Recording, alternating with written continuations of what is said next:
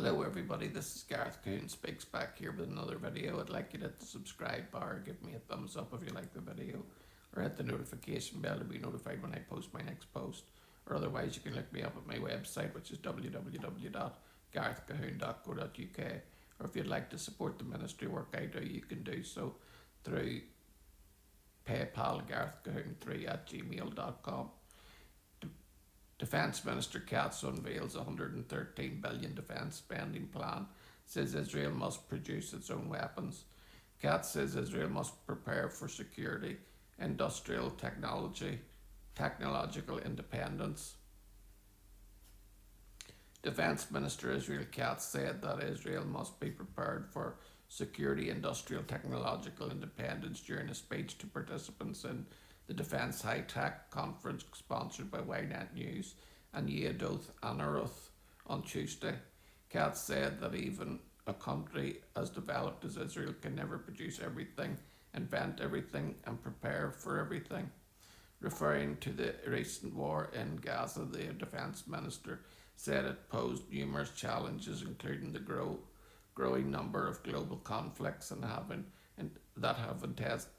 intensified competition for resources, as well as embargoes imposed by some nations. Everyone is competing for resources, from the most basic munitions to the most sophisticated systems, Katz explained. The result is that when you are in a campaign and need tanks, shells, and artillery, you find yourself competing with other nations. As a result, he said the government concluded that the nation must produce as much as we can. Israel always needs to be able to defend itself by its own forces alone against any threat. Katz said the initial phase or plan, which he called Magen Israel, Hebrew for Shield of Israel, will involve an investment of NIS 350 billion, approximately US of 113 billion, over the next decade, in addition to the regular defence spending.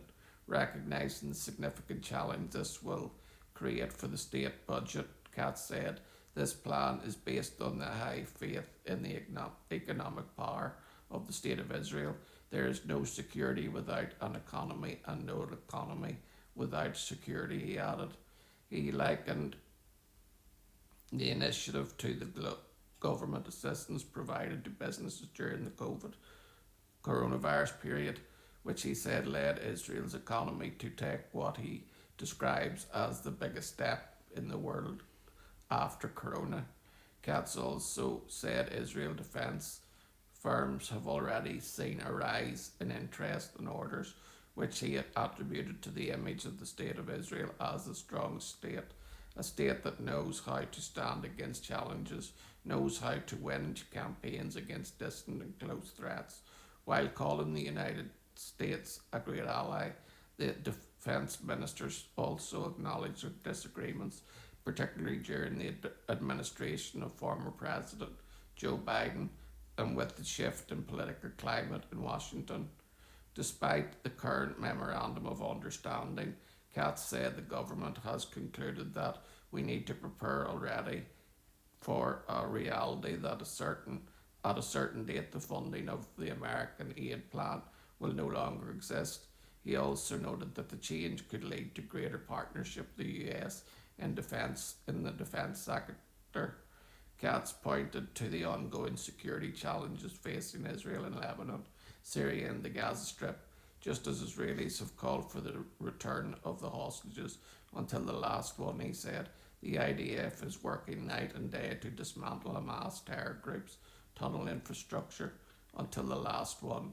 Israel will not move from the yellow line until Hamas is disarmed from its weapons, he added.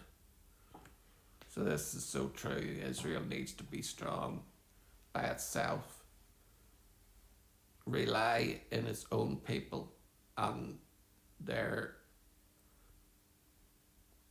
collective brilliance to be able to supply all of their own weapons without needing any outsourcing. This will be really beneficial for Israel as she is fighting a war on 8 fronts. Shalom, Maranatha. Hallelujah.